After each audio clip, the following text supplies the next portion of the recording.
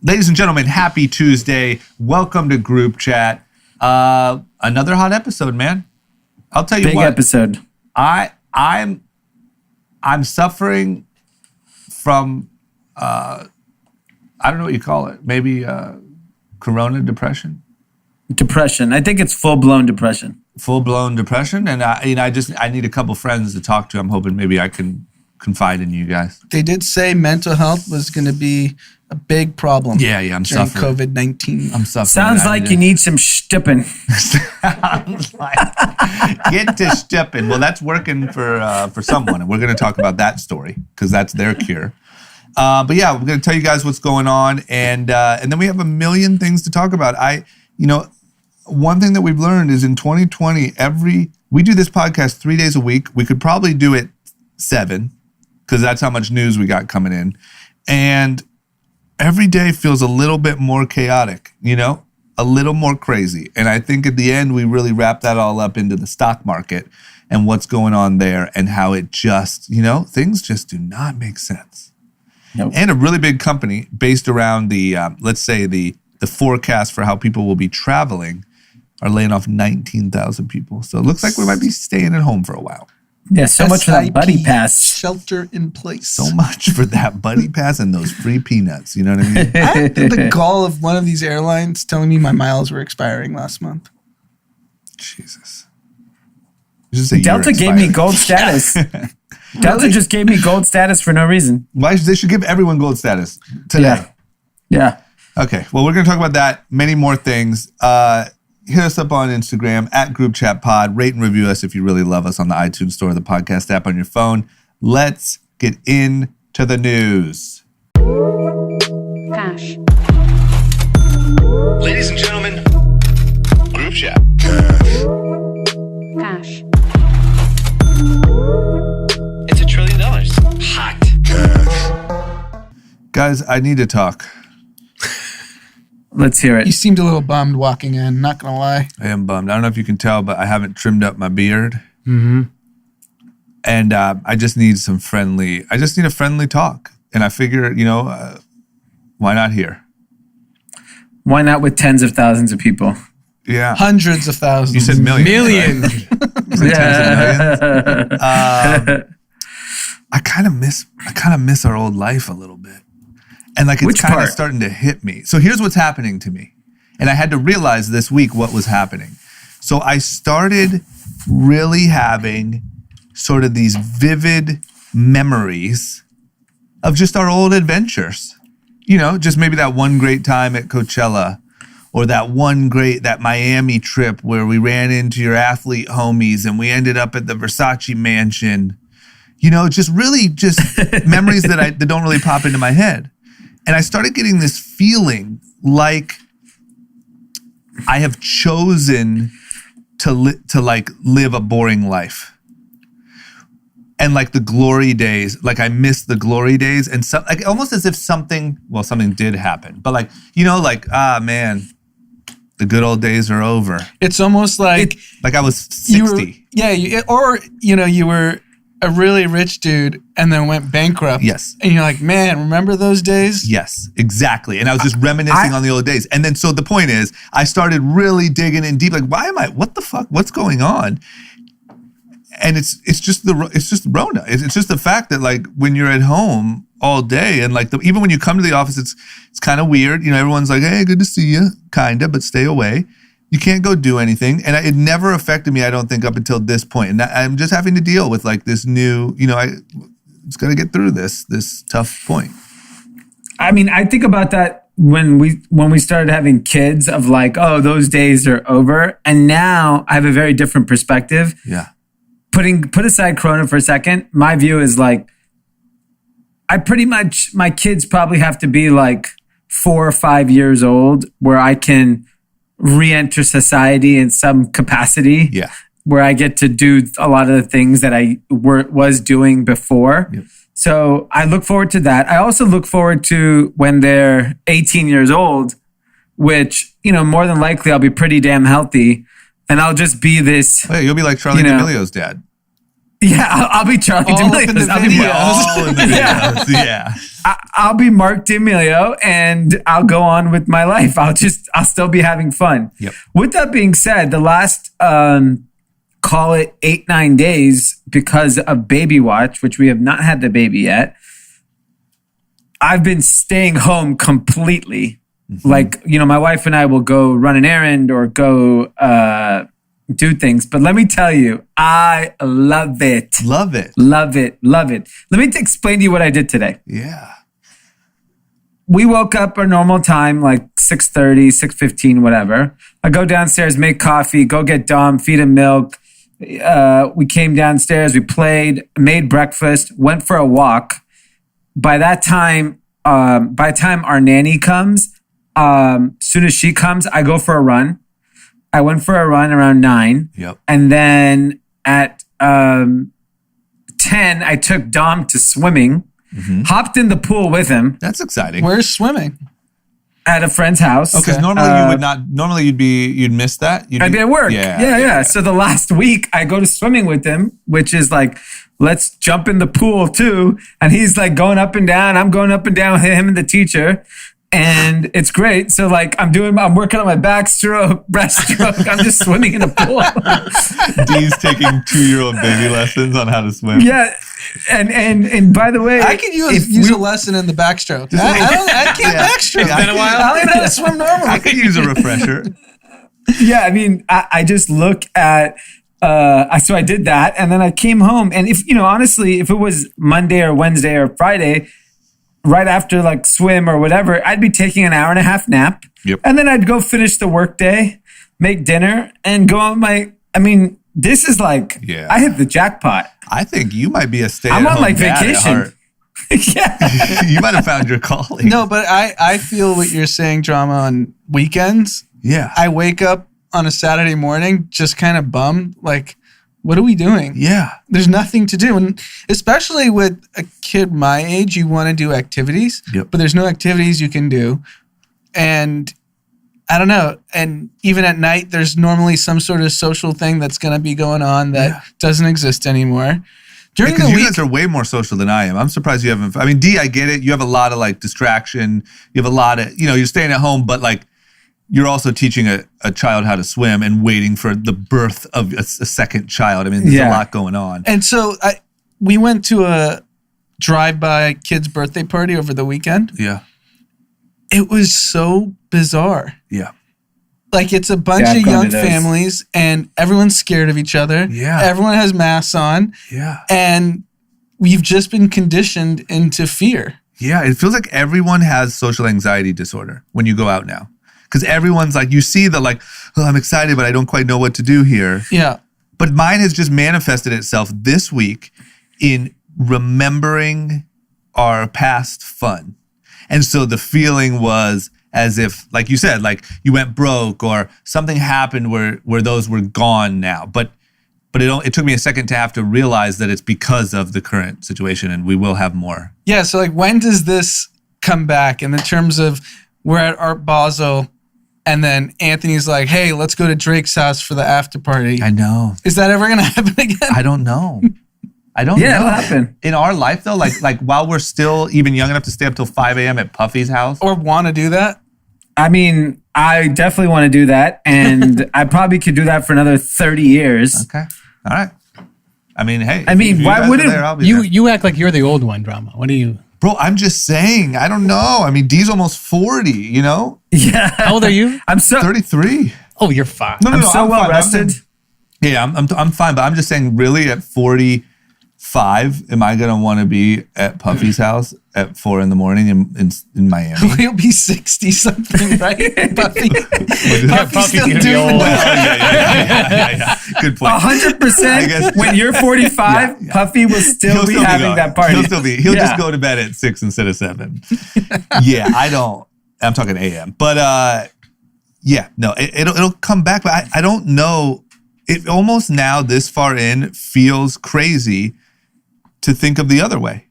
Like I remember one night right before lockdown, I've said this story, I was sitting at a dinner with Brian Toll and we were saying, yeah, no matter how bad this thing gets, this restaurant will never be closed. That is insane to even think. Now, even thinking about having a night out at that restaurant and going to all these places feels weird. So like, can you ever like in our young lives when we still have the energy to really want to do it, like, is it full steam?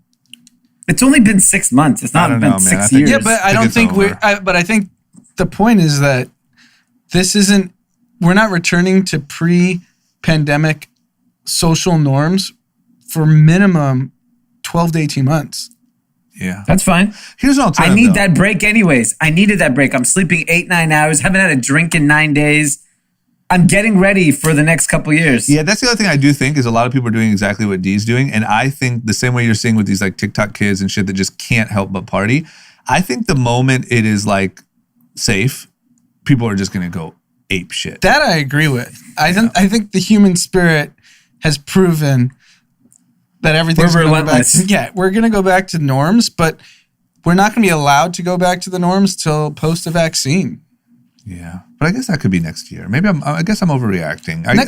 Next summer. So I would say maybe 2022 could resemble 2019. 2022 should resemble 2019. Okay, I can deal with that. Yeah, Summer 20 crazy. Summer 21 is going to be epic. Epic. Next summer? 21? Yeah. That's aggressive. You need Summer a vaccine 21 and you need a majority of people vaccinated by summer. I'll tell you, the thing is, by next summer, those that want to get vaccinated will, and those who don't, won't. And it's your choice, but society will resume. Yeah. Yeah. Okay. Well, that was just something that was on my mind. And I just thought I'd bring it up. And you know what? This is exactly why I brought it up, because you guys just made me feel a lot better. You know, it's only, at the max, 2022, we'll be at 11. Yes. Art Basel. 2022, yes. Because I literally, on my computer screen, this might be hurting me actually, I have a slideshow of all of our greatest moments. And I have like the Revolve parties, 11. And it's just like, maybe that's why. That's probably why. Anyway, okay. Because see, my worry is when you see what's happening, so we've talked about it a lot, but schools and stuff reopening, right? Schools opening is the biggest topic. Schools are opening. Here's a fun fact. University of Alabama has already reported over 560 COVID cases in a week. So you try a little, you have this outbreak, now you're screwed. Shut it all back down. Why don't they just shut down all the schools? What are we waiting on? I mean, my problem is that if the school is, having all these infections, we really need to know the health of those students. Because if they truly are, the CDC came out today to stop testing people that are asymptomatic. Like, if you don't have symptoms, we don't need to test you. So, I really want to, whenever we hear these outbreaks, that's also like not good guidelines, to be honest. Because that's not how CDC. The CDC also said no masks in January. Talk to your boy Fauci. I think the only way you actually prevent the virus is tracking who has it, whether they're asymptomatic or not, and who are they around. Because one person who's asymptomatic spreads it to 10 people, but they were advised by the CDC not to even test.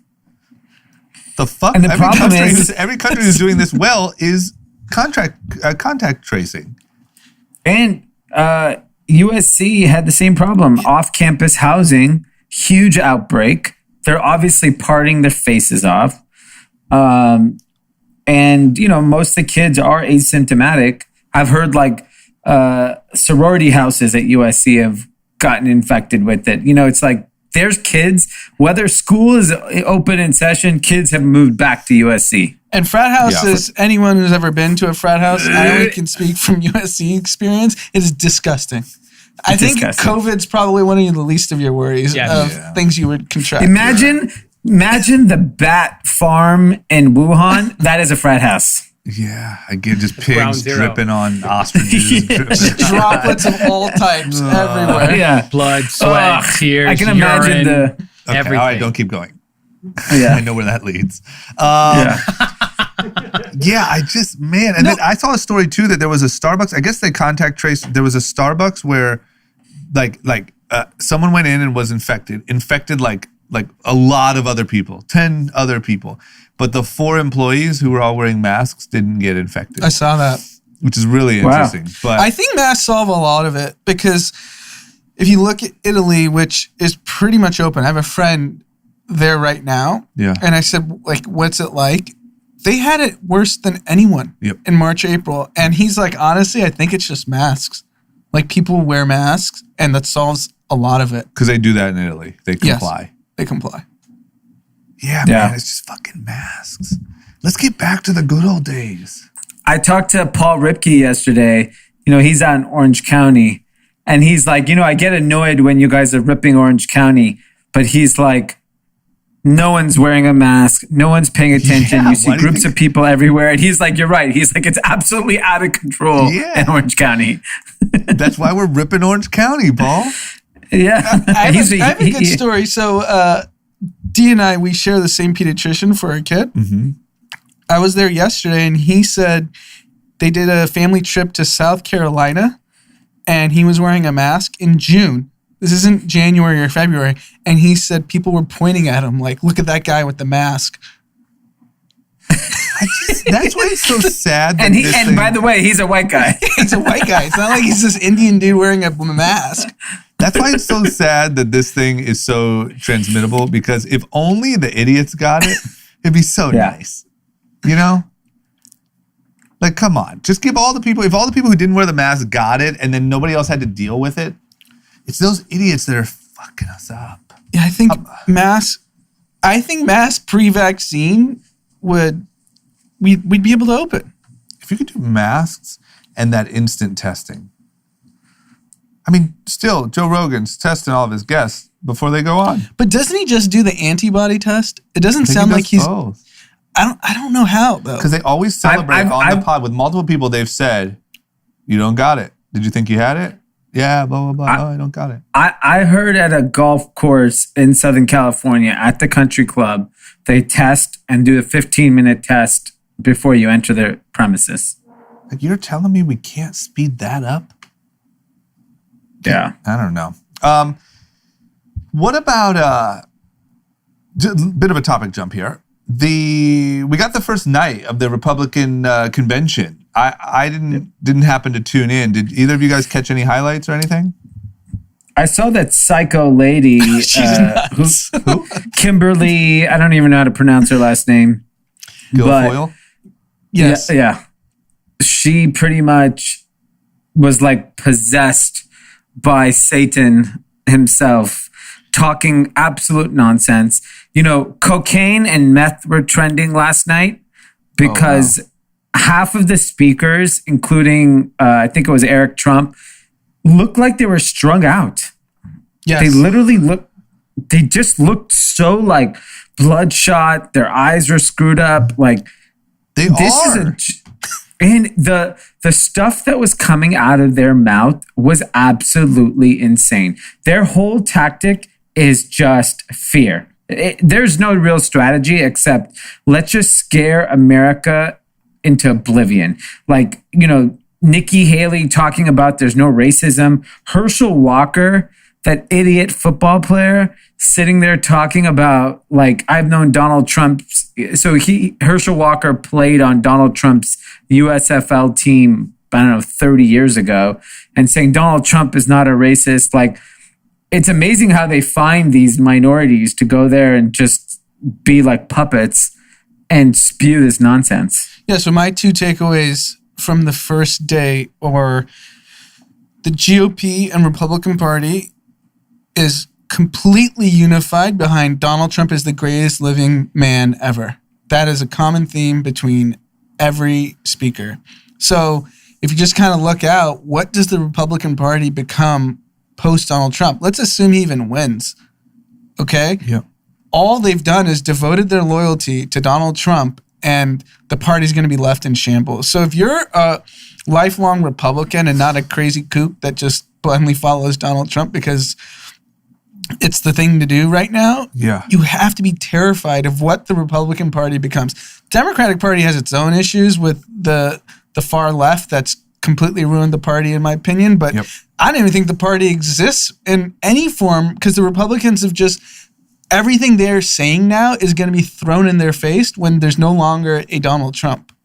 I feel like social media, correct me if you think I'm wrong, social media has allowed direct access to the everyday dummy by politicians. And so politicians have now learned that the way to get to them and to get votes is WWF wrestling. And with fuckery. And so this is now turned into fuckery versus fuckery. So let me tell you something before you guys jump in on it. The biggest takeaway is Richard Spencer, who is known white nationalist. He is credited for the term alt-right. He organized the neo-Nazi rally in Charlottesville, Virginia in 2017, has now said, I'm Team Joe. I got it all wrong. This guy's an idiot. What? You can't do that.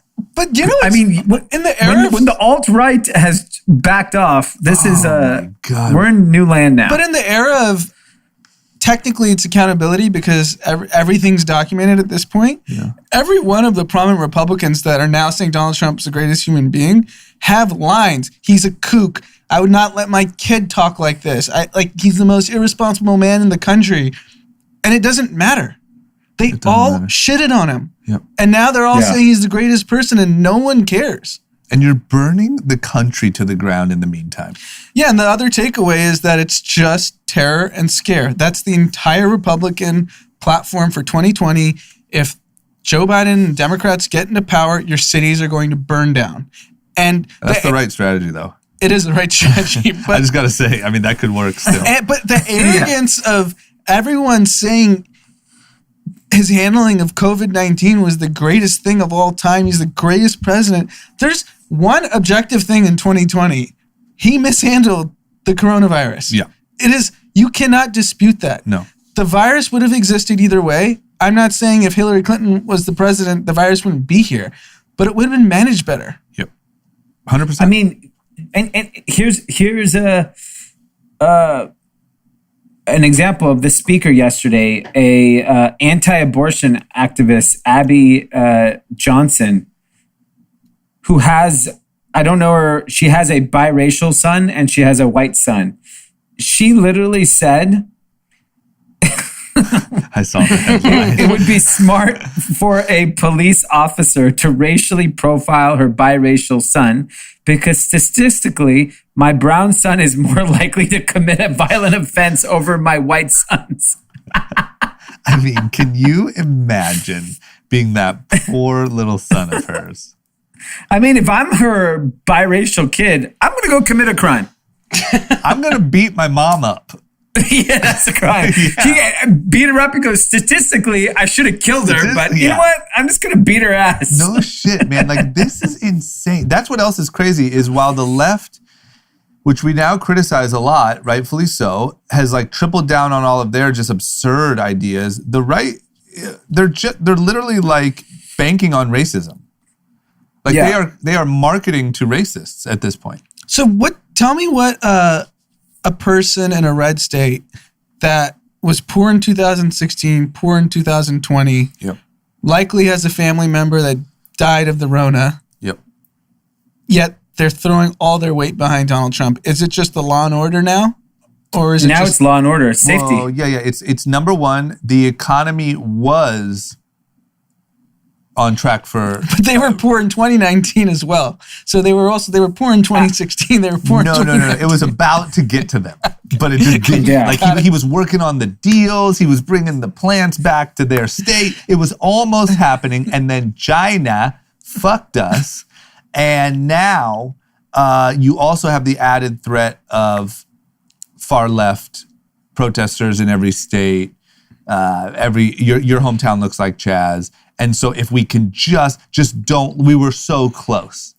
We just need four more. To be fair, that's the story. To be fair, if China virus never happened. Yeah, but those people were still fucked. I agree, but he's winning. He's easily winning. Oh, that's right? for sure. Because there would never have been Black Lives Matter protest. But I think the Black Lives Matter protest is hurting the Democratic Party because that's the only thing he's campaigning on. Yeah, I agree. Yeah. Black Lives Matter protest is the best thing that could have happened to Trump. Despite the protest. I know, but so the only reason I'll challenge you on that till election day, if it actually helps voter turnout, then it was a net positive. If it doesn't, then yes. it hurt him. I think that the one big thing is, and once again, we don't know until election day, but I think fear gets people to act much quicker than like the hope for changing the future in a more optimistic way. And the fear that these protesters are going to descend on your city and burn everything and blah, blah, blah, I think will make people go vote more than like we can make a change if we just believe that Sleepy Joe is going to wake up and make a change. I just think people will act on that much more. That's and we'll see. But I there's a part of me that thinks, no, there's not a part of me. There's all of me thinks that the dummy Trump voter, Corona is actually could be good for, because that's the only reason why his riches didn't come. The economy was booming. It was all coming. China messed this up, and Trump's going to get us back on track. And I think it could have bought him time. The dummy doesn't realize that the stock market has been on fire during Rona, and he didn't participate. No, because they're like, oh, I don't know how to code. But I need that factory back. And it was about to be back. I think it bought him time, because I think if you had no Rona and you got all the way to 2020 and the economy was booming, everyone was doing great, all you would see was the divide. You're like, oh shit, I got left behind. So now my own guy left me behind. And but now he's blaming it on the Rona. And I think the other thing that continues to be the biggest opportunity for politics in America is, so Barry Sternlicht was on CNBC. He is a billionaire. He oversees the Starwood Group, hotels, real estate, finance, just like a mega player. Mm-hmm. Has supported Trump in the past, is not supporting Trump now. And he's like, look, I fit with a lot of other people that are fiscally conservative and socially liberal.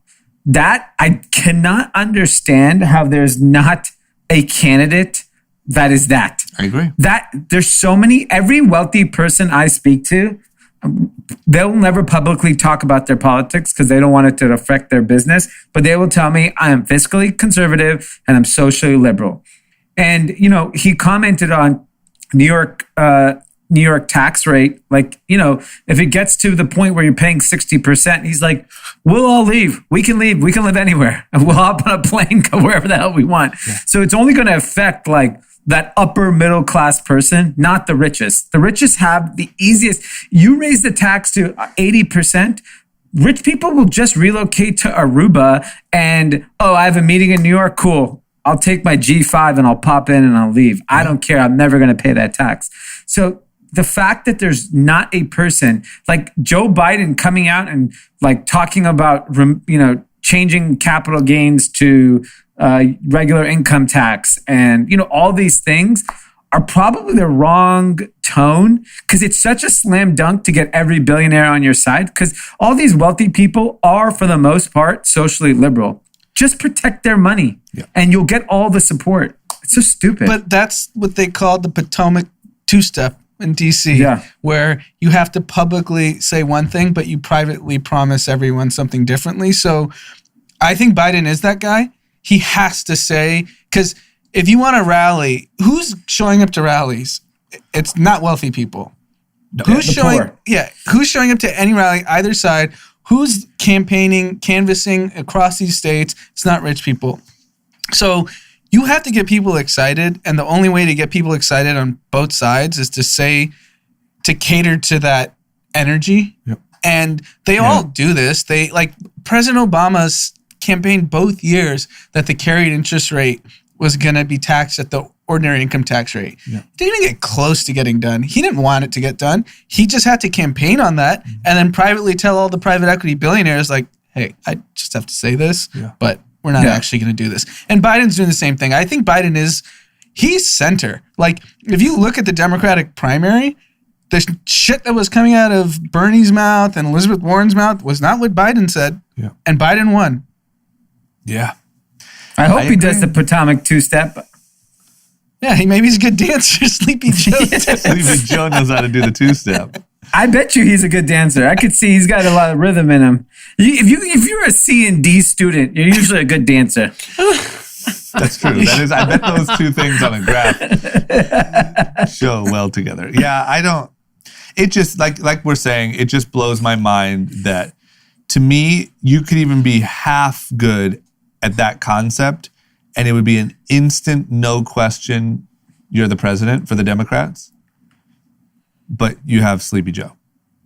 Like, you have anyone that kind of nails the, like I said, like, don't go the other way and don't go to a guy that doesn't even know he's running for president. Like, there has to be someone that can sort of stand up for these things. I even, once again, to your point, I feel like most Democrats feel like they've sort of lost the Democratic Party, or a lot of them do. And I think a lot of Republicans have to feel the same way. There has to be a large chunk of people that are like, I don't even know. I think the same people that are publicly supporting Donald Trump know how insane it is, but he's so goddamn popular within the Republican voter base that they have no choice and they have no spine. I mean, look at Paul Ryan. That fucker was so anti-Trump before Trump became president, then became pro-Trump while Trump was president, and then left quietly and raised a SPAC. Yeah. Like, why isn't he speaking up? Because he wants to make that SPAC money. Yeah, he just wants to SPAC it up in private, man. He's like, screw all that stuff. No, so too crazy. I don't know. Okay, what's up with Kellyanne Conway? She's out? We covered the story on Monday about her daughter going crazy and family issues, and now she's out of here. Too much family heat. Claudia Conway, George Conway even stepped away from the Lincoln Project. He was an advisor or somehow involved with that. And the Conways are going back to being a good old family. The Conways are going to do what I do now every day.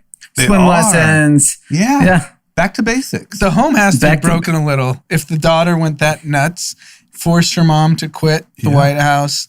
I mean, look who your mom is. Yeah, either way you're screwed. But I mean, good for her for being a good mom. I never thought, she'd bail out for the sake of the fam. What do you think Donald Trump said when she said, "I'm resigning"? Laughed. Yeah, I think tell your P-word daughter to man up. I think that's what he said. Barrett, I haven't seen Barrett in years. What's that kid's name? That tall goof that's walking around here? I don't even know what that kid's into. He's so tall. Yeah. He probably said you need to get that daughter of yours on a leash. Yeah. Tighten up. We got a mission to accomplish here. That'd be my guess. Eric Trump would never do that. Eric would never. You kidding me? Last time he did that, I punched him in the mouth. He was 12, I remember, down in Mar-a-Lago. Okay. All right. You guys want to move on? Let's talk about some news. We have another story in the news that has some real juice here, some real traction. This guy, Jacob Blake, was shot by police officers. I saw the video. Looks like he was walking away from the cops. He walked around to the driver's side of his car, opened the door, and they sort of reached in, grabbed his shirt, shot him in the back 7 times. He lived. However, he is paralyzed from the waist down. And this is the newest story of an unarmed black person being shot by police. Do you guys have any more details? That's about, I kind of just got the surface level. So the real details we have right now is he's 29 years old. His 3 children were in the van while he was getting shot. He apparently was resisting arrest. So there's been some footage about that, and that he kind of rustled away from the police officers. And they said that they tried to tase him and that he escaped, and then he went into his car. They didn't know what he was going to do. And so we don't have all the details yet. Here are some other interesting facts. There's no body cams in this buttfuck Wisconsin town called Kenosha. It's probably where Pete grew up. Not even close, actually. Okay, and they had approved the budget for body cams, but they're not coming till 2022. And if it wasn't for this chance person videotaping this, we would have never known about this incident. I'm also reading, and this hasn't been 100% verified, but this is what the police are saying, that this person was at a bar Saturday and got into an altercation with somebody, pulled out his gun, pointed it at, and the clip fell out. They asked him to leave. He left, and then he pointed at the window with his gun, And then apparently that's when the police, I don't know if the reason why the police went and found him was because of that. But regardless of all of those things that have happened, this is clearly mishandled by the police department in Kenosha, Wisconsin. Like, I don't understand how they weren't first able to actually arrest him. Like, you had pinned him on the ground. How is he wrestling away from you? Yeah. So the story, isn't it that there was a domestic incident at 5:11 p.m. and he was actually, this is with unconfirmed, trying to break up the incident. And that's when the cops came and pursued him. And obviously we've all seen the video footage. But, you know, absent any, forget prior, anything that happened prior, because we don't really know much about him. I actually think it's irrelevant. That's my point. It's completely irrelevant. Because if you watch the video, there's no need to shoot the man. You could have tackled him. You could have brought him to the ground. There's so many different things you could have. If he was a threat, like, you're trained to do these things. You're a police officer. That's, I think, the main story here. And that's also why I think a lot of people have good pushback to defund the police. Training is the problem. Yep. It seems like. I mean, I all things point to training. All things point to, and from what I've heard, their training is actually, all things considered, for the type of all different variations of shit that they handle, pretty minimal. And like, this is obviously another case of scared fucking cops that don't know how to handle a situation. I mean, this guy calmly walked around his car to the driver's door. Like, I don't know what your excuse is going to be. Oh, we were worried he was opening the door. He was reaching for something. We heard he had a gun, blah, blah, blah. But if that's the case, how are you not tackling, tasing, any of these other You could have taken a baton forces and hit him. There's like three. How many? There was 3 or 4 cops. Yes. You're going to wait and then you're going to tug on his shirt and shoot him in the back? Like, what are you like, doing? Why not? And after the first shot, why the next 6? Exactly. Yeah. You got him. You don't need to, like, it's like a gang hit. Yeah. Like the way they were shooting him. I don't understand why they didn't jump on his back and just tackle him to the ground, arrest him, and be on with your day. Here's the real problem. They didn't kill the guy. They're screwed. Yeah. The whole, honestly, this to me is the most important case in all of these situations. Because guess what? We get to hear the other side for once. Yep. And we get to hear, we're going to have eyewitnesses. If this bar altercation truly happened, you're going to have a ton of eyewitnesses. You're going to have eyewitnesses at the altercation. There might be other cameras, other places. This man is still alive. And even on the paralyzed thing, I read that, like, there's a 50% chance he could walk again. So, like, hopefully he recovers. Clearly he's going to get all the medical attention he needs now. They had a GoFundMe. But, like, this is, I mean, in my neighborhood, I live in Hollywood. Protests last night, it started again. They were out. Oh, because of Kenosha, Wisconsin is burning to the ground. I mean, yeah, because of this. Everywhere over the last couple months where protests happened, started up again. Yep. Because now you're like, you know, we talked about it like, oh, protest doesn't do anything. The problem is like, that might be the only option still. Yep. Like, we don't, look, all of that happened and the same shit just happened again. Yeah. It's kind of like, at what point is there like, you can't keep watching this. I'll give an example. We've been out to a lot of nightclubs, stuff like that. Over the years, we've seen a lot of fights, close to fights, pretty crazy scenes. I can't say I've ever seen even club security get completely overpowered, manhandled. You're telling me that your average dude that you're hiring to be a bouncer at a club knows how to put a guy in a chokehold and get him out of there, but the freaking police don't? And you can tug on a guy's shirt and shoot him 7 times? Like, where is any... That's a great point, because every time we've been in a club or something where an altercation happens, as soon as the club security show up, I feel like, okay, great, it's been handled. Yeah. Every time. You never feel like, oh, it's heating up. No clue what's going to happen now. Now, if you see cops coming, you're like, oh, someone's going to get killed. Yeah. That's how people cops are going to shoot somebody. Yeah. I mean, I'll tell you, that's what, it's worth noting that when Megan Thee Stallion was recounting being shot by Tory Lanez, she was like, the reason I didn't tell on him or tell the police that he had a gun even was because of the way police are reacting to black people, especially black people that might or might not have a gun. And that's the reason why I bring it up is because I think that is a very legitimate, very real fear that's in every black person's head when they see a police officer. Yes. The fear that they could just get shot for no reason, for anything. Yeah, and I don't think conservative media even has a stance here.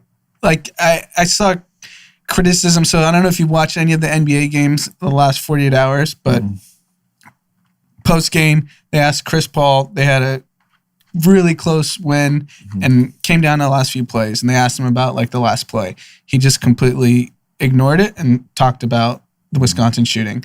And I saw LeBron talk. And then LeBron talked about it. Like, they're just avoiding basketball questions, and they're like, this is why we came down here. Part of the reason we chose to do the bubble is to bring attention to this stuff. And if we're not doing that, there's even talks, players started talking about boycotting games because things are getting so bad. And I know I criticized the NBA for being too woke last week and causing the ratings, but hey, man, these guys have power, and I'm actually, like, post the Wisconsin shooting, I'm happy that they're choosing their platform to, like, speak on it. And what's the white guy version of this? What do they not understand? It's don't get in trouble. Yes. That's the only thing they got. Because you know what? If you weren't on social media, that wouldn't have happened. Social media is showing his rap sheet. Social media is telling, why are you resisting arrest? Social media is telling you this is, and if you go search the hashtag, you'll see the other side of responses. And it comes down that goes, well, I wouldn't do that if I got stopped by the police. And so like that's like Ben Shapiro and Clay Travis's take, right? Yeah. That's all they'll say. Well, big, what's her name? Candace Owens. She's big on that. Like, don't get in trouble in the first place. Don't get in trouble. Yes. But the point is, whatever trouble you get into, it's not execution or living. It's also all these guys are beating their wives or secretly gay or, like, you know what I'm saying? Everyone's got their demons, man. Like, I'm so sick of this, like, high horse argument of, oh, it's not because I'm white. It's because I do nothing wrong. Yeah. It's just stupid. But the point is this. Yes, don't get in trouble. That is true. Also, what's true is don't try to murder people for low-level offenses. Just as true or more true. And the fact that there's no training, and I will say, once again, the left being dangerous, the answer is not to get rid of the cops. It's not the answer. But how are we not talking about actionable steps to train police officers better? It's only training. And it's like they say, like, whoever said it, like, that being a cop, was it Dave Chappelle or somebody, being a cop is like being an airplane pilot. Like, there's not a room for one mistake.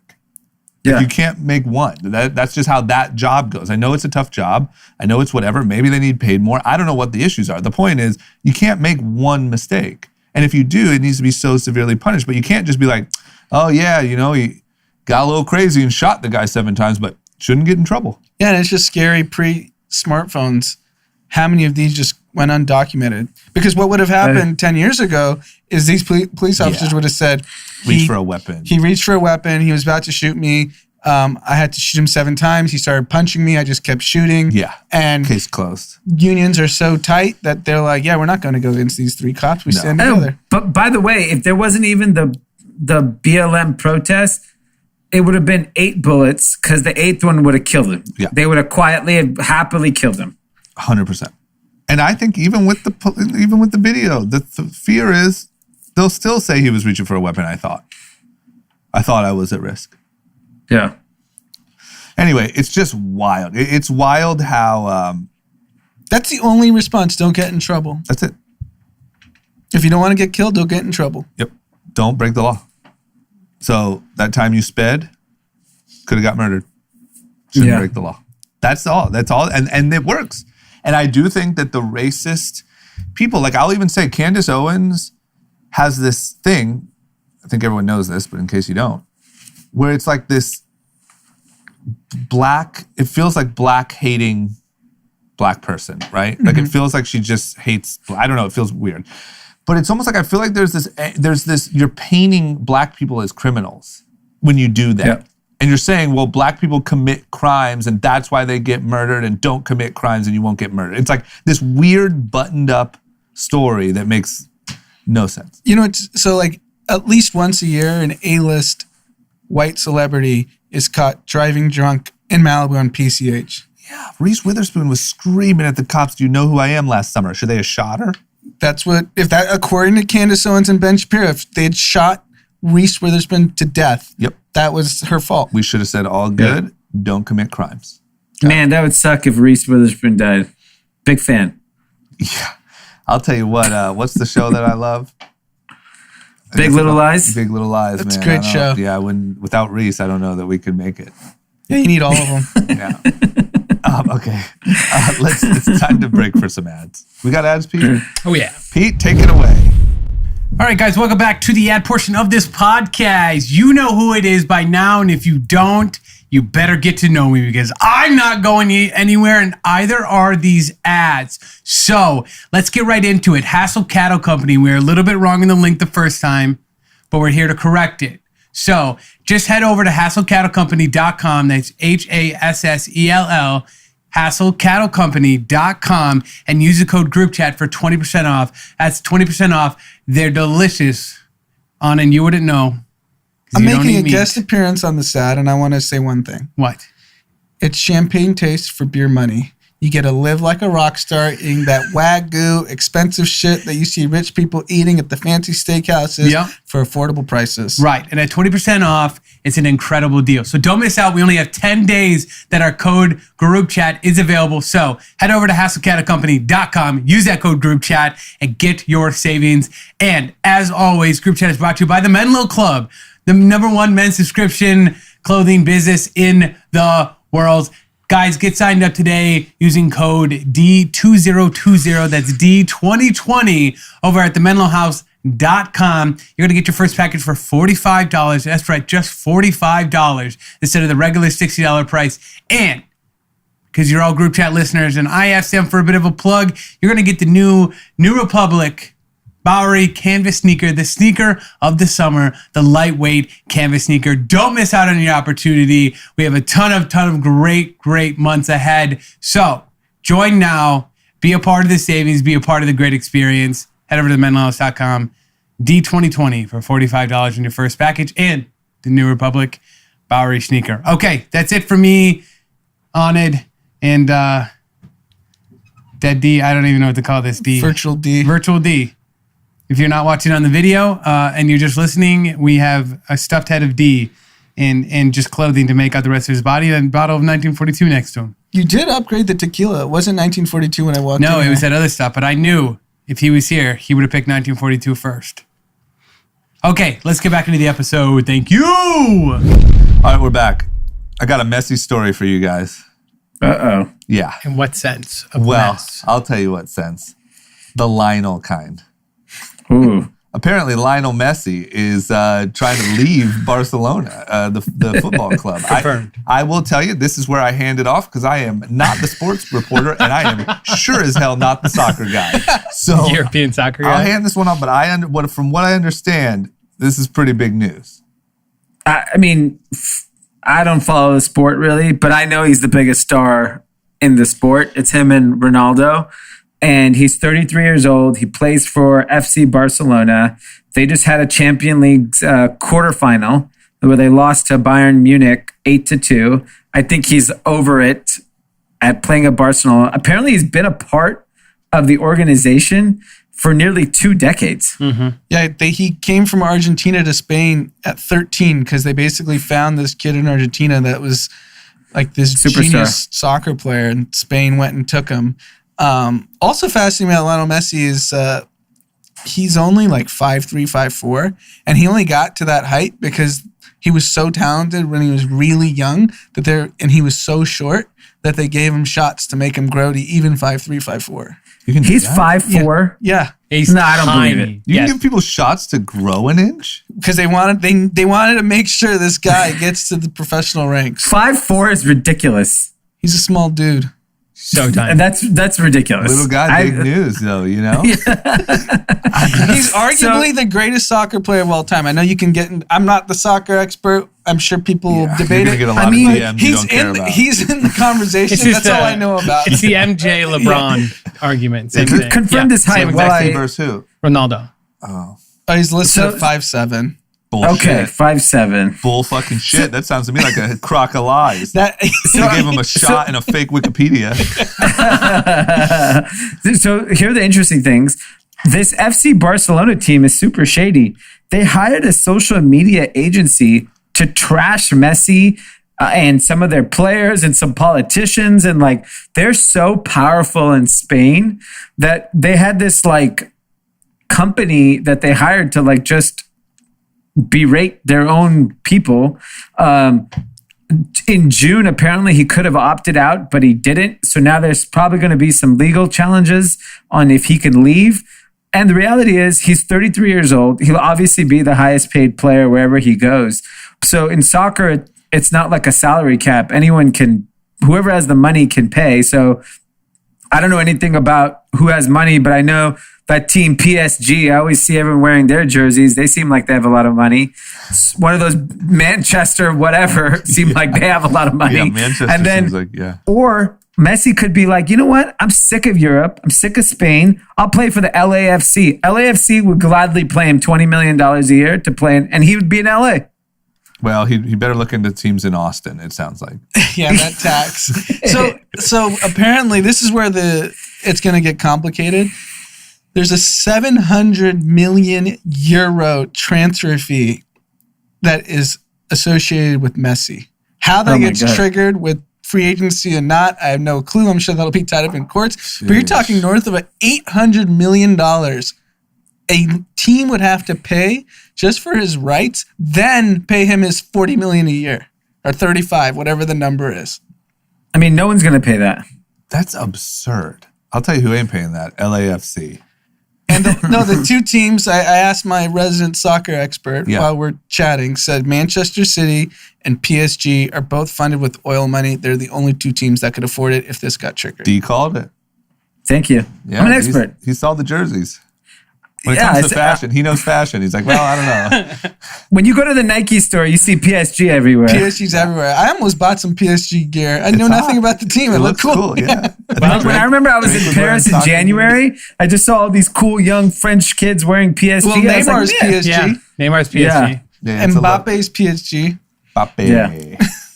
Yeah, I'm all so about lost. I'm a big Mbappe guy. Yeah. Love Mbappe, the way he does the headbutt thing. Mbappe. Yeah, Mbappe. Okay, let's talk about fashion and streetwear type stuff. Travis Scott has a new collab coming out. We only know that because it leaked in an internal memo.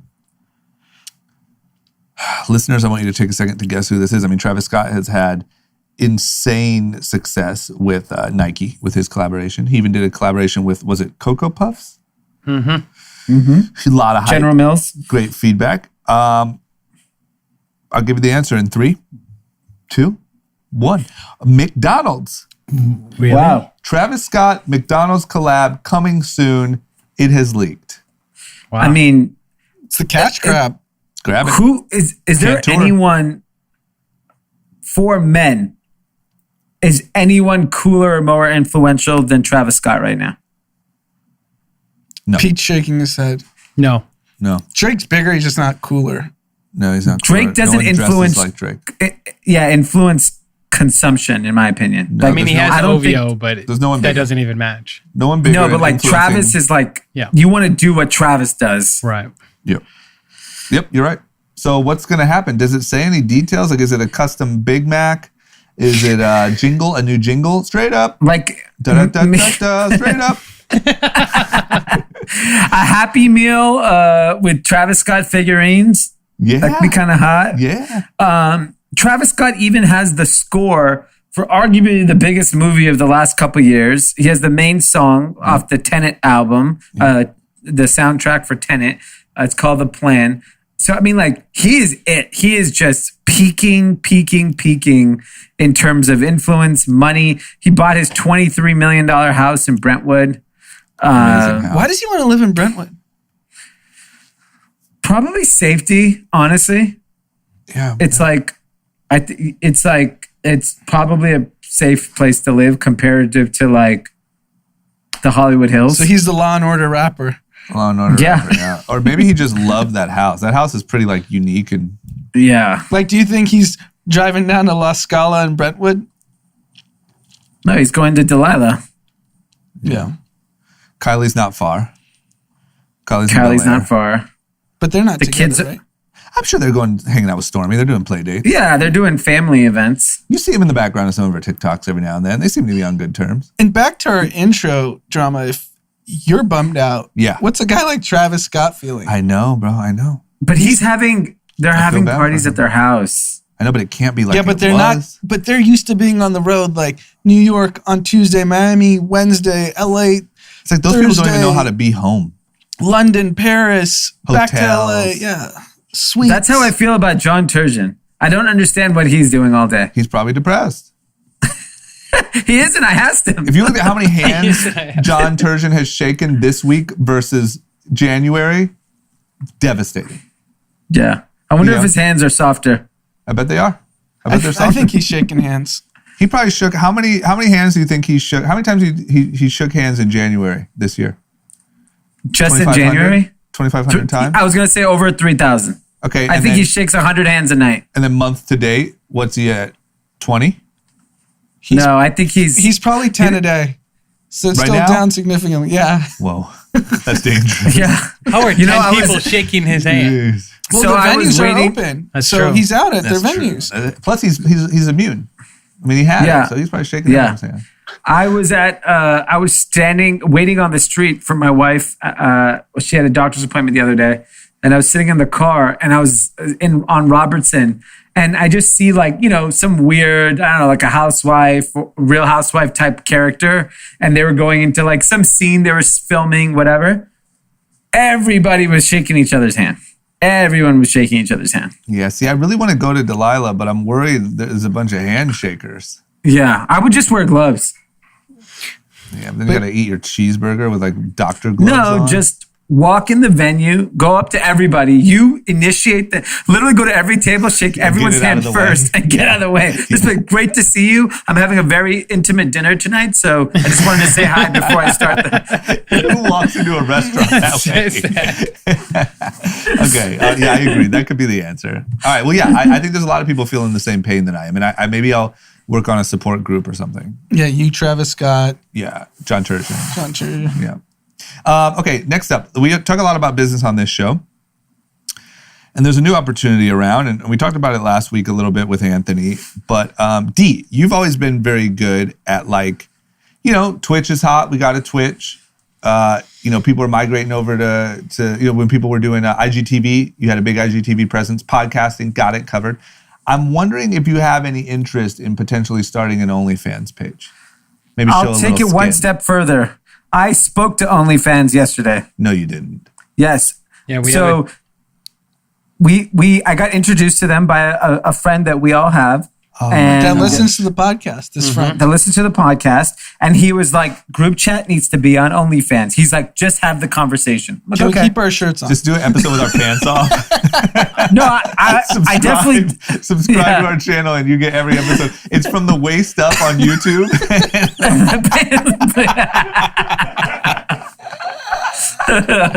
Okay, I like this. I like where we're headed. Yeah. So here's my honest opinion. Like everything that has happened in the past, sex and the porn industry is always ahead. So take the early internet. Early internet was looked at a place for porn and sexual content. Take even like crypto. Crypto was talked about for illicit transactions. It's just those industries are way more progressive on adapting new and innovative technology because they're always looking to be first in these types of categories. So OnlyFans comes along. They clearly hit their stride with adult content, but I think it's going to quickly evolve. They just went and got Cardi B. Cardi B's not doing that shit. She's too rich to be stripping. Well, she said she's going to use that to talk about like drama. So great. So for her, it'll be like a gossip show. Yep. Bella Thorne did it. She made $2 million this week. Did Bella Thorne show her boobs or what happened? I don't know. I haven't heard what the content not is. Good for you. You're at home waiting on a baby. I saw a tweet. We'll let Pete figure it out. I saw a tweet. What's the tweet? Boobs? Tweet that confirmed boobs. Got it. Really? Because I heard she shut down the server. Well, she already leaked her own nudes. True, but let me just tell you one quick other thing. I was listening to this Adam 22 clip that went viral where this girl, whatever. We talked about this. Yeah, this girl jumped on, said she hooked up with 7 NBA players, whatever. The point is, that girl started an OnlyFans. She was back on the show last night and showed her thing to the other podcast hosts, and it said that she made $120,000 in the last month. This girl from being on OnlyFans. Just from the story she told, and girls probably were just intrigued. Yep. And here's the thing, I think there's huge opportunity, obviously, in adult content, but I actually think OnlyFans is going, just with the conversation I had with them, they know that they have to change their image to go mainstream. So it's like, there will be an opportunity. There are fitness people on there already. There's like a life coach on there. There's all kinds of different people.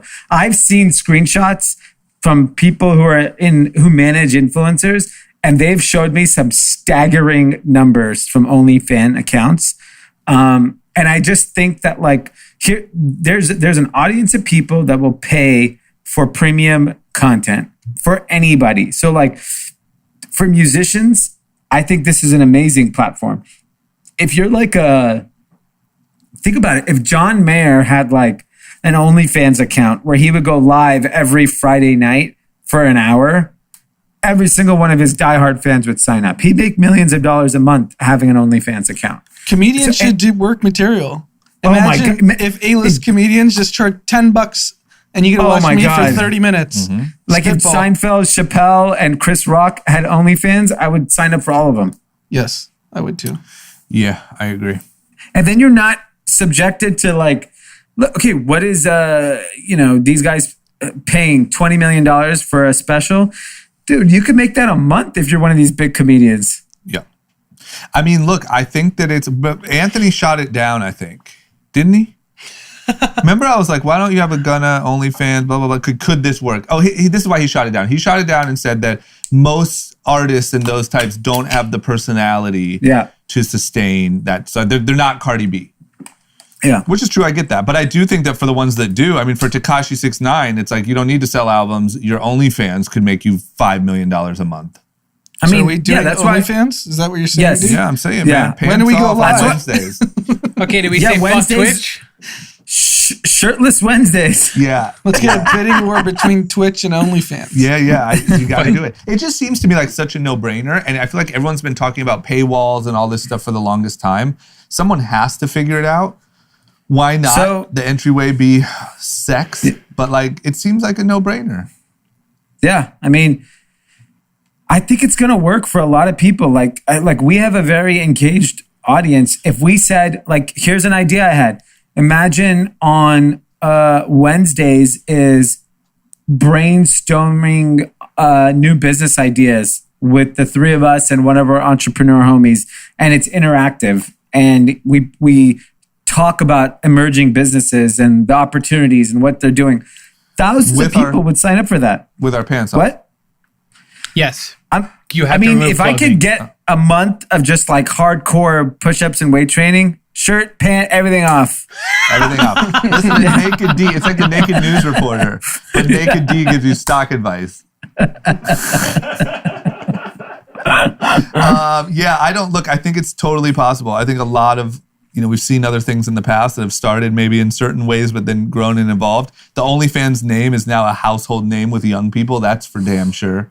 And obviously, whatever they're doing, the product is easy to use, whatever the hell. I mean, maybe just the draw for seeing some nipples is super through the roof and people will do anything. But if people are really making this type of money, that means that the product is good. People know how to get on there, sign up and see Bella Thorne's boobs.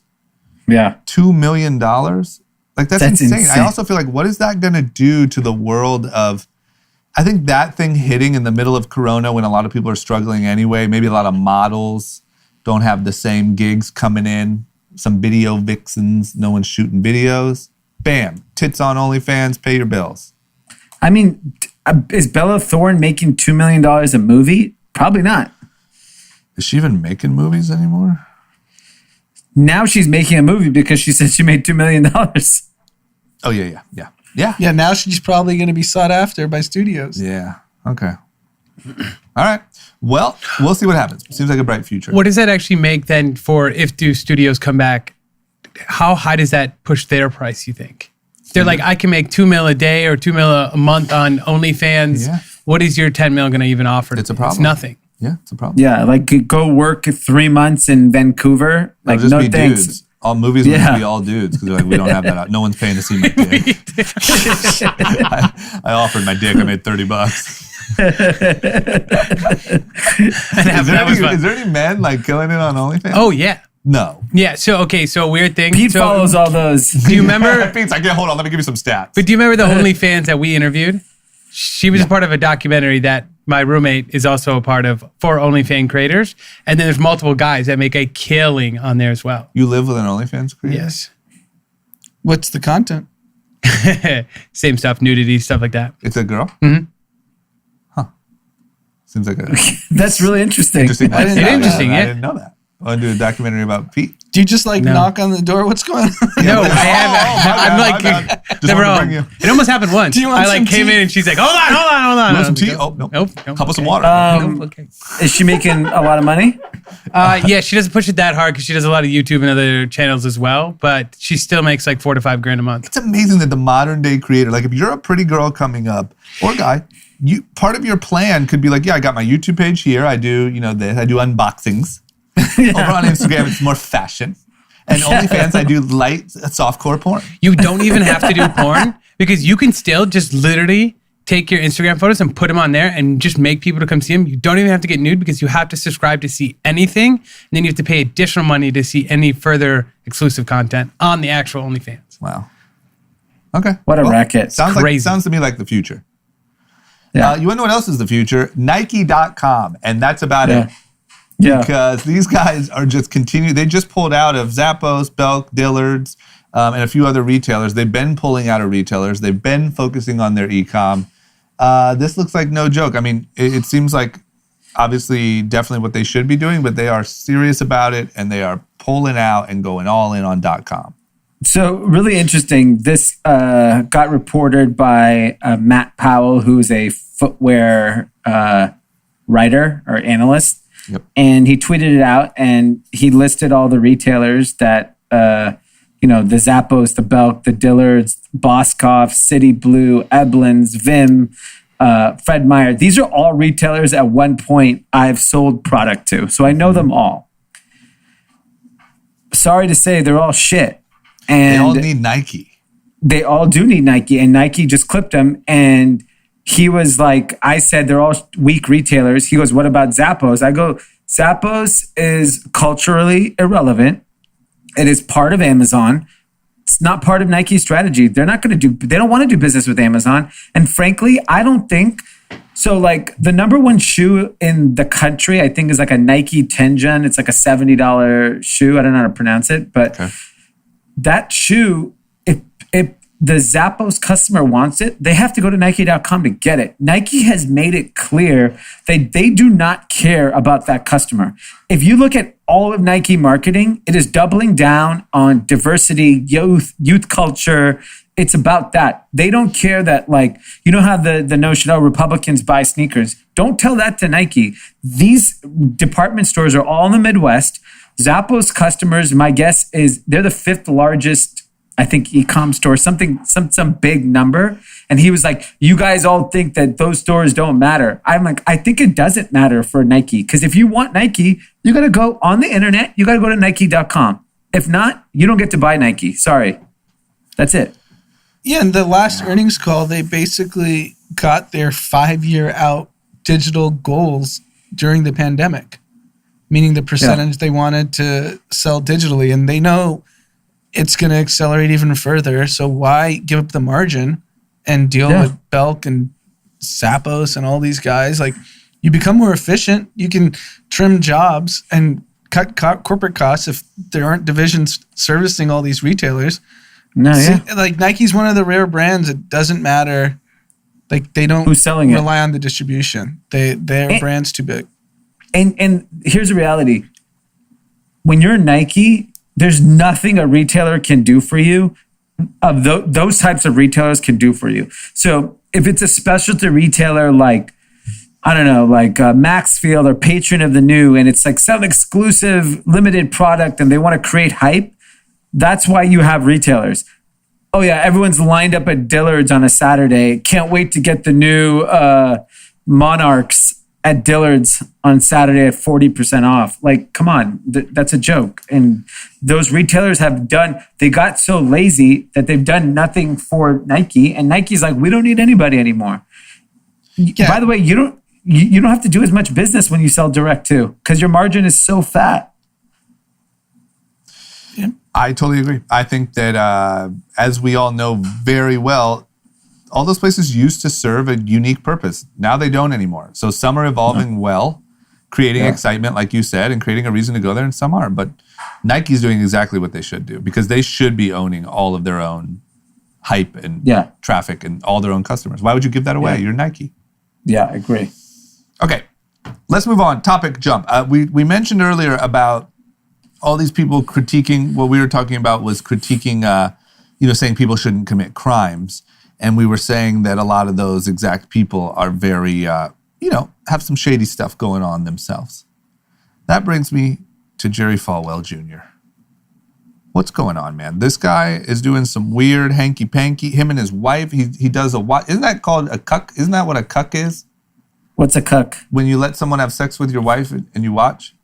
Isn't that the definition of a cuck? Oh, yeah. Oh, is that what it is? It is, right? Pizza I didn't know that. Yeah, that's why, like, when people say, like, oh, you're sort of like a bitch, like you're a cuck. Yeah. You're the type of guy that lets dudes fuck your wife because you're like a... Is that like a thing? Oh, yeah. Yeah. Wait, I mean, do being people a actually do cuck... that? Yeah, like just being a cuck. They're like actively... Oh, there's lots of cucks. There's a lot of weird fucking shit that goes on in this world. No, that's a common thing. That's a common talk about fetish. Probably the most famous cuck in the country right now. Yeah. Giancarlo Granda began his sexual escapades. Of course, with his name's Giancarlo Granda. That sounds he like was a movie 20 character. Yeah, he was 20 years old, and he met a young and frothy Becky and Jerry Falwell Jr. at the Fountain Blue in Miami, and started off by just he was a pool attendant, and soon he was sticking his pool stick inside of Becky Falwell, while Jerry, the religious leader, the king of religion in our country, staunch Donald Trump supporter, Bible thumper, watched. A.K.A. Mark Zuckerberg. And Mark Man, Zuckerberg. how fucking bizarre do you... Like, I hate judging people and their actions, but finding a pool boy at the Fountain Blue in Miami? Yeah. I think this is what happens. We all know you go to Miami, the weather's nice, you pull up to the Fountain Blue, you're catching a vibe. If you're this weird religious creep guy, you're feeling the vibe and you're like, Becky, just go ask him. I bet you he'd do it. What's his name? Giancarlo? Like, they were just feeling the Miami vibe, and that's how it came out. And so this guy, Jerry Falwell Jr. is the head of Liberty University, which is a Christian school that he has run since 2007, was asked to step down. And, he is like, this guy, Giancarlo, is now telling the whole story. They even went into business with the guy and like helped him buy a Miami Beach hostel. I mean, this is just like, talk about hypocrisy. This is what really upsets me about like really conservative people. Yeah. They're like, watching the pool boy shtoop their wife.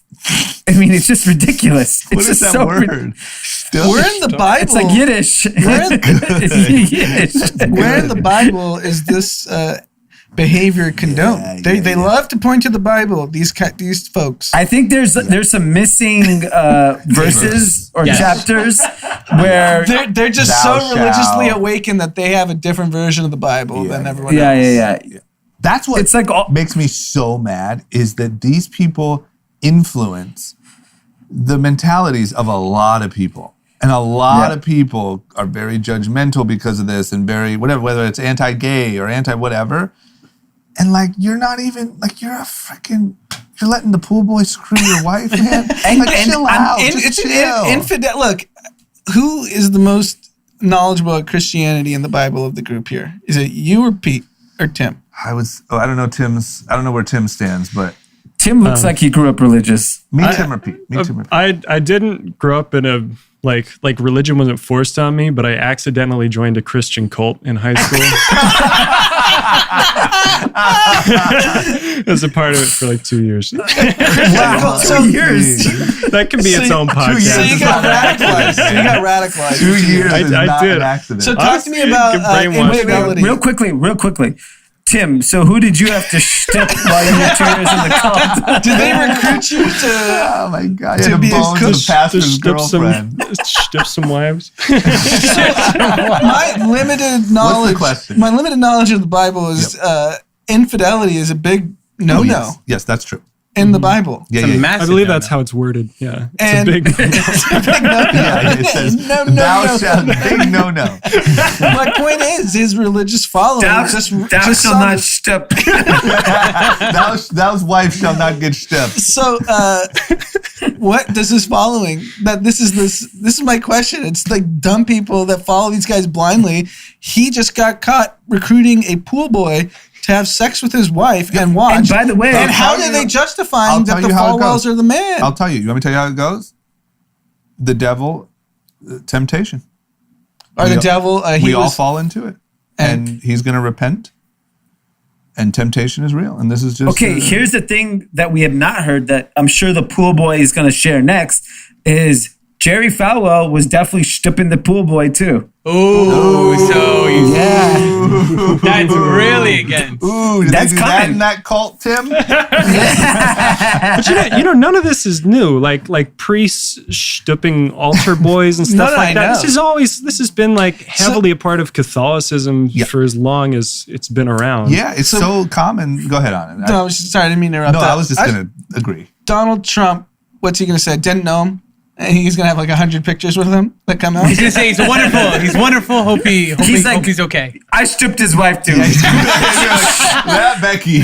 Let me tell you about Becky. Great woman. Man. Love that hotel. Love that hotel in Miami. Fontainebleau, great place. Becky, wonderful woman. Wonderful. And I wish her Sarah, well. I wish her Some well. people say it has the best pool in Florida. Some Some people people say say the cleanest Mar-a-Lago does. Some people say it's the cleanest pool in all of Florida. Some people say Becky is. I think that the thing that's so terrible about this is you influence so many people's behavior. You were lying.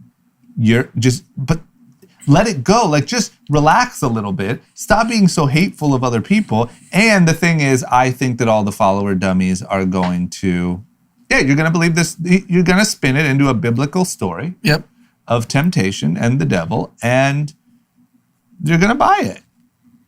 And you're going to go back to hating gays or whatever the hell you guys are doing. Yeah, I agree. Anyway. They're not going to skip a beat. Okay. Well, glad we could all learn about the definition of cuck. Okay. Economy. Let's talk about some economy stuff. American Airlines looks like they're going to cut 19,000 jobs by October 1st once the stimulus ends. So that's a shit ton. So the reason why this is really crazy is you were told by politicians and economists that there was going to be a V-shaped recovery, that things were going to go back to normal immediately. American Airlines, the largest airline, is cutting 30% of their workforce because they don't believe that travel will resume for years. Okay, so now let's see back to my worst fear. So that just tells you the impact that this is going to have on everything else. Hotels, car rental, Airbnbs, just name it. Think about the restaurants, bars. This is devastating. This is foreshadowing the economy of the future because they're cutting not only just flight attendants, mechanics, and management, they're cutting pilots.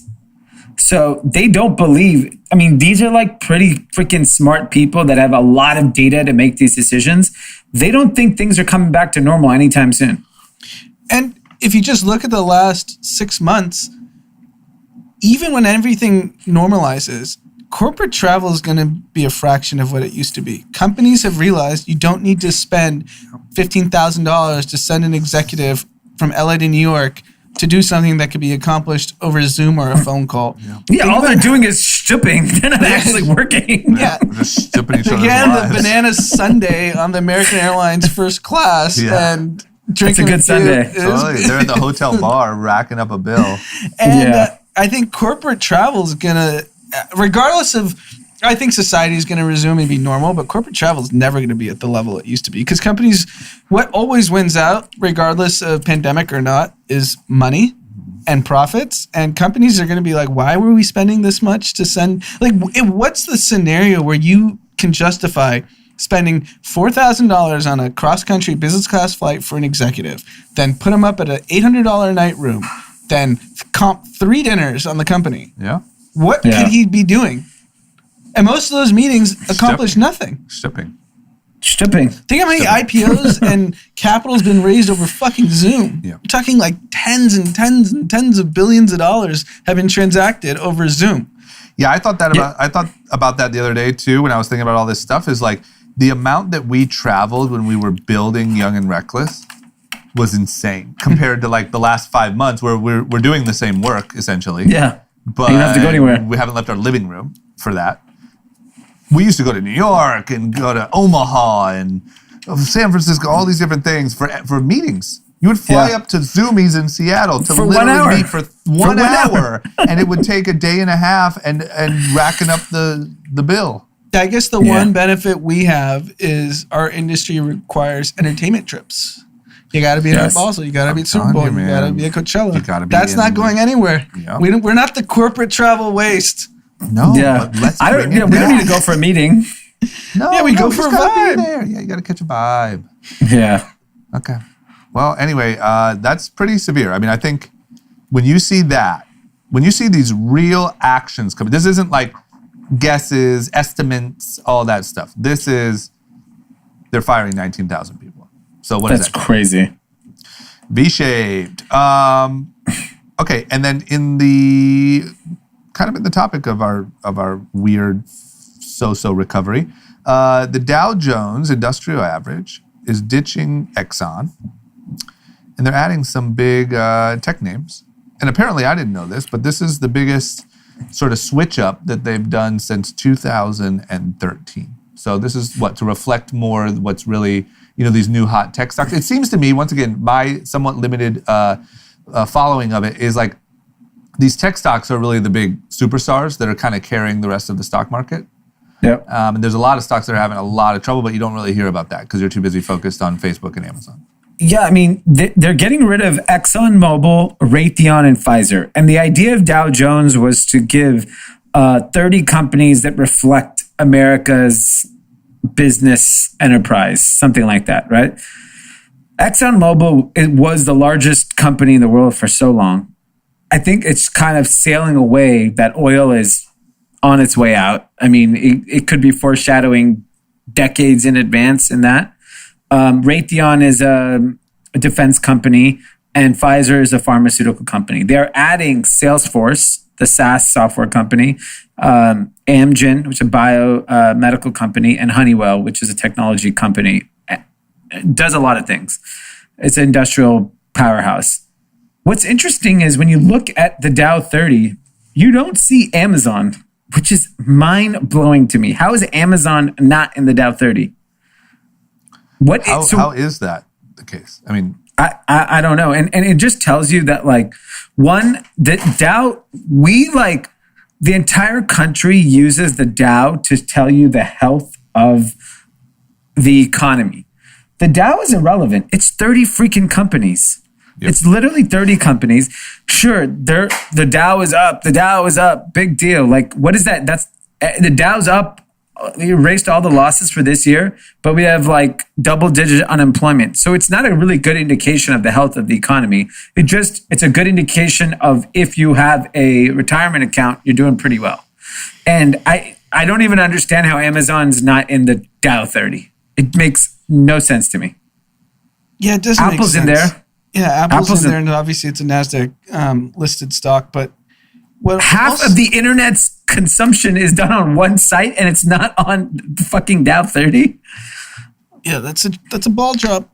And that's a ball drop. I think the NASDAQ is now more reflective of just where the wealth is being created, which is obviously technology. And the NASDAQ just has been ripping. It just has, every day it's up. It doesn't matter. Pick a company, throw a dart.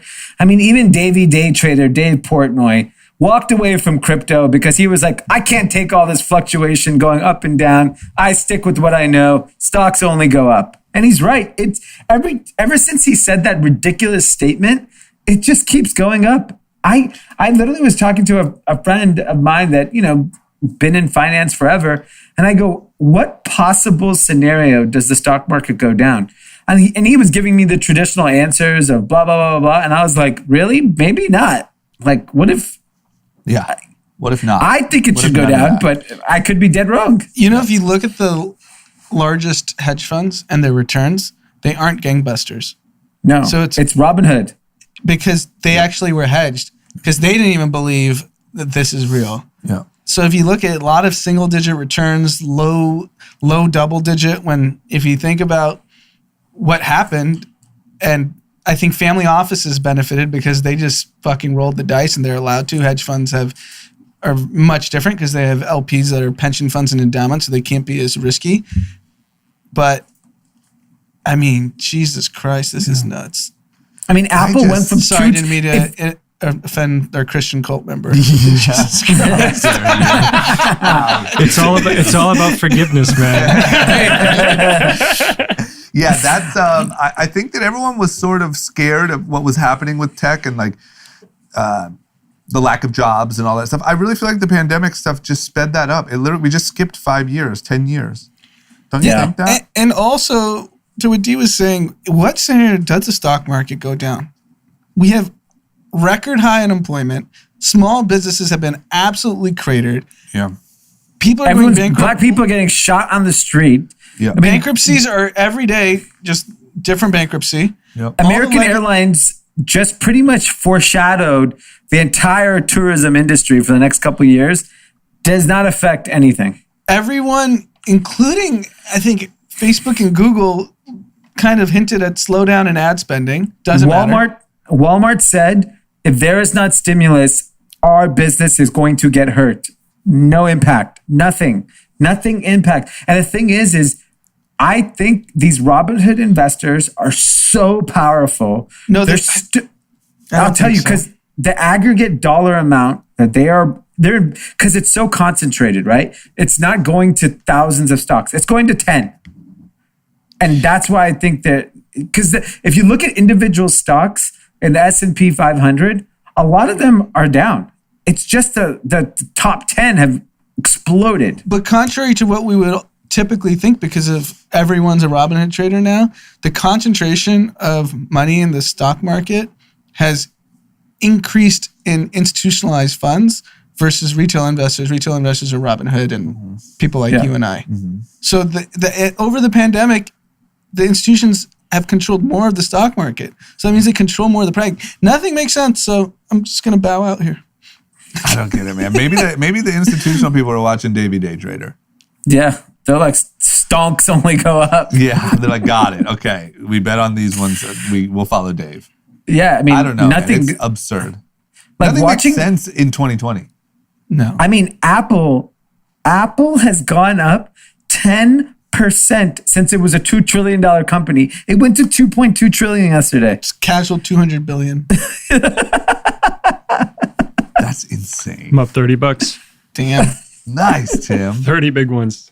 Lunch on you. Oh, yeah. Lunch on Tim. Okay. Are the Portnoy stock videos still getting the same views, Pete? Or is it getting boring? No, he never really he streams all day long. So no one's like, he doesn't really carry big numbers there, but they're constantly editing and tweeting out his small clips throughout the day. And then those are what goes viral. I think he needs a new gimmick.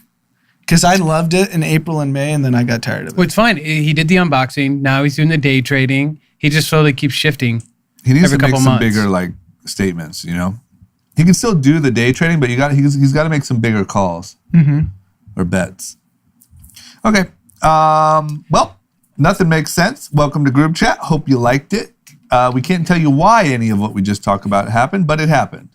Anyone have a good scene on social? I do.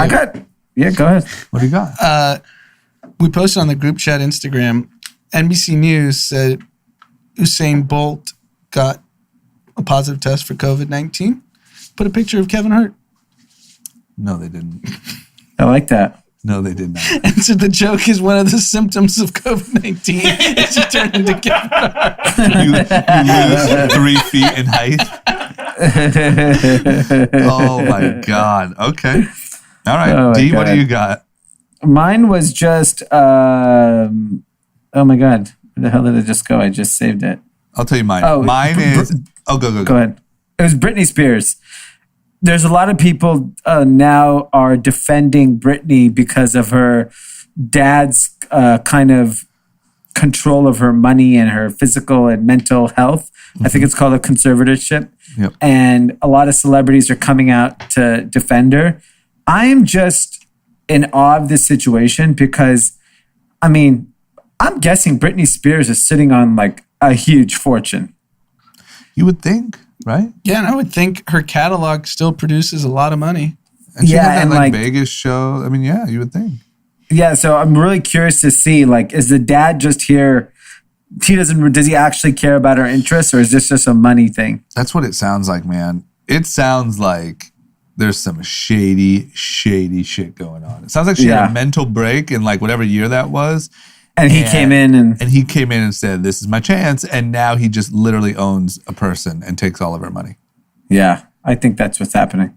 Well, hopefully we learn. Hopefully the power of the internet can work for good here, and we can get into it and learn about it. Maybe free Brit. Yeah.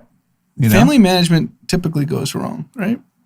You would think so, except for especially Kris Jenner, right? She's the only one that's. Well, yeah. Oh yeah, that's is all Beyonce's time. dad still? No, that's long gone. He's out. He got caught Shtoop'd and they kicked him out. Shtoop'd, man. The Shtoop'd will get you. Yeah. Stay away from the pool boys. Mine is, I actually meant to say this last week, but I took off early. Mine was, I don't even know if it might have led to a collab or something. I don't know what it was for, but Supreme released like a 5-minute video with Cat Williams. Did you guys see that? Wow. No. It was really good. It was Cat Williams getting up. He had his hair like a wig on that looked like Tekashi 6ix9ine. He got up and essentially did like a 5-minute stand-up routine with no crowd and mentioned that there was no crowd. And it was really, really good. And Supreme posted it I saw it on IGTV. Yeah, but I don't know what the end result was or what they were hoping to do, or maybe they just did it for a cool content piece. But yeah, he said some really funny, good stuff in there, and it was just a really cool concept. Okay, I'm gonna check that out. Didn't Cat Williams kind of fall off the wagon? Yeah, he fought some like 12-year-old kid like a few years back. He kept getting arrested. I think time and time again. I think he's one of those people that like his insanity is just part of his character now. So people expect. Yeah, so you're like, whatever. He got arrested again. He'll never be, Kevin Hart or Dave Chappelle, but he has his own little niche now as like the crazy dude. Yeah, he's funny. Watch it. I think you'll like it. Okay. That's all we got, team. We got a bunch of shout outs. Yeah, I got a bunch of birthdays. The first one is Gabriel Ortega. He's turning 40 this weekend, and he's a Run Club member. I've seen him at all the races, the marathons. So happy birthday, bro. I'm sure you had something big planned, and now he's going to explore Zion National Park with his fiance. Nice. That's good. I've never been there. Is that like you go there and take mushrooms, or what do you do there? I mean, it's a beautiful place. Some people say it's beautiful. Some people say it's the best national park. Wow. Okay. Well, you tell us, Gabriel. Yeah. Then we have Carlos Carrera, friend of the pod also. It's his wife's birthday. She's turning 29, Mary Carrera. And it's his son's birthday, Cassius Carrera, turning 3. Cassius, good name. That is a good name. And then his buddy's kid is Kingston Linton. He's turning, looks like 3 as well. Okay. Family full of birthdays. Yeah. So, who's big Ollie? birthday? I see this in the notes. I don't want to say the second part of it. Carlos's buddy, Ollie, said he's a rich CAA dick. So he must be an agent. Oh my gosh. Oh man.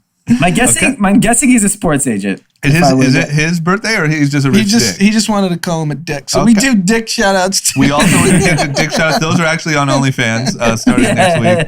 If you want to diss a friend, we're happy to do it. Yeah. That's actually might be more fun. Yeah, I'm down for that.